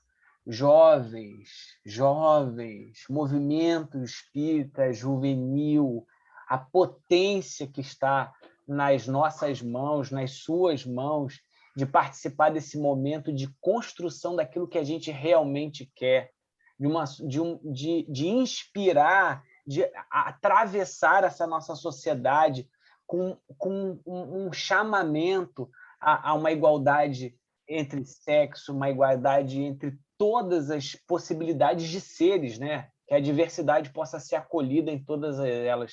Obrigado por esse presente, Marcos. E a gente queria ir para o Lente em Foco pedindo você que deixe aí uma dica para os nossos ouvintes. Você tem aí alguma dica para os nossos ouvintes? Seja relacionado ao episódio ou não, filme, revista, passeio, qualquer coisa que venha na sua cabeça nesse momento. Olha, eu vou deixar como dica o site do Núcleo de Estudos de História do Espiritismo da Universidade Salgado de Oliveira. Por quê? Porque lá, eu acho que os jovens, os espíritas, de uma forma geral, eles vão ter condições de encontrar trabalhos que falam do espiritismo em diversas formas diferentes, né? Então, a gente tem, por exemplo, a Raíssa Wolff, que foi para a França estudar o espiritismo na França. A gente tem o Renan Santos, lá da Universidade Federal de Santa Maria, que fala sobre espiritismo no Rio Grande do Sul. A gente tem um companheiro que é professor da Universidade do Estado do Rio Grande do Norte, que estudou a construção da obra de Chico Xavier. Né? A gente tem eu que fala sobre cura e espiritismo, a Adriana Gomes, que trata sobre espiritismo e práticas jurídicas, a Angélica Almeida, que trata sobre espiritismo e loucura, né? O Rodrigo Farias, que esteve aqui a semana passada, que falou sobre os espiritismos modernos. Então, assim, é um local onde você vai ter a chance de encontrar vários pesquisadores do espiritismo no Brasil e, se Deus quiser, quem sabe não saiam daí historiadores, sociólogos, antropólogos que queiram estudar também a história do espiritismo. Serão muito bem-vindos. Né? Eu vou deixar uma dica bem rápida, já pulando para a Rosália, então, te agradecendo, Marcos, essa oportunidade. Para mim, assim, foi uma experiência riquíssima. Gostaria de ter muitas outras experiências dessas contigo. Fiquei feliz até dessa ponte ruralina, não tem jeito. E Rosália está feliz pela ponte da Unirio, mas eu gostaria de deixar como dica para os nossos ouvintes para que participem do movimento de encontros de juventude que está sendo organizado para todos os momentos. No Rio de Janeiro, entrem no site do CERJ, vejam como participar da construção da Comerj, participem de outros movimentos, a gente precisa se encontrar, a gente precisa se relacionar, criem grupos para que vocês possam conversar e sonhar o espiritismo que vocês queiram. Essa é a minha dica. Então, fica aí jogado para o ar, porque são esses pontos de encontro que vão fazer a gente somar as nossas forças para construir o espiritismo que a gente quer. Rosa, minha amiga, um abraço no seu coração, Isso aí. sua palavra e suas dicas finais.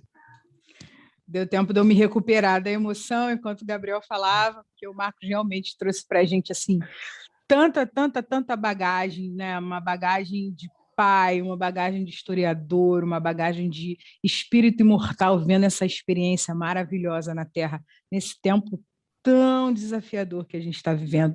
Ter pessoas como o Marcos, né, disponíveis e dispostos a falar sempre presentes para o movimento espírita e para a vida, para nós é uma alegria muito grande. Obrigada, Marcos, obrigada mesmo.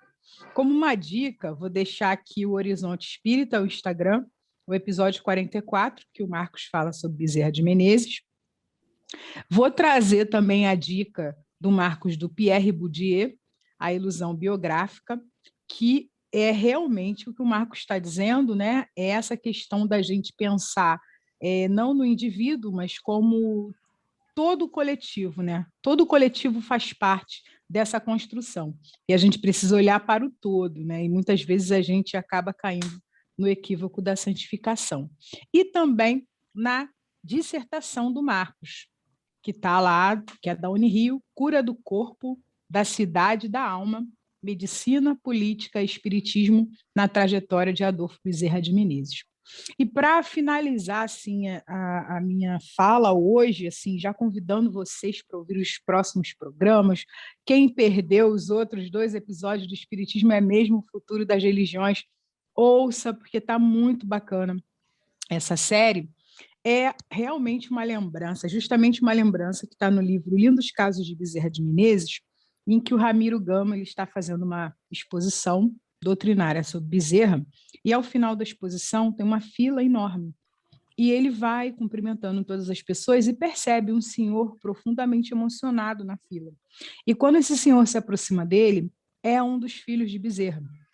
E ele abraça o Ramiro Gama muito emocionado, porque ele diz que só ali, naquele momento, naquela exposição, é que ele entendeu a verdadeira herança que o pai dele deixou, né? Que são as heranças de construir um mundo novo, as heranças de repensar a humanidade, de repensar em todos os processos da nossa vida, não somente a herança material, né? A gente está gravando esse programa aqui em agosto, que é o mês dos pais, do papai Marcos, do papai Gabriel, do meu papai. É um momento em que a gente reforça, meus amigos ouvintes, a importância das figuras paternas, a importância da parceria que o Tiago tem, que ele encontra no Marcos, a importância da parceria que a Helena tem, que ela encontra no Gabriel. E a gente deseja que os nossos ouvintes que estão homens na Terra hoje, que assumam amorosamente esse papel, porque ele vai fazer toda a diferença na transformação da humanidade, né? E, por fim, que a gente se inspire, que a gente não endeuse os espíritas que a gente admira, mas que a gente se inspire nele. Uma das espíritas que eu mais me inspirei na Terra foi a minha mãe, e ela me dizia uma coisa, assim, como educadora, ela dizia que a gente não pode transformar uma casa, uma escola, um centro espírita, se a gente não estiver dentro dele. A gente precisa pensar nisso. Se a gente quer uma mudança do movimento espírita, a gente precisa cumprir o nosso papel enquanto espíritas. Um grande beijo a todos vocês e até o próximo Lente Espírita, se Deus quiser. Tchau, tchau, galera.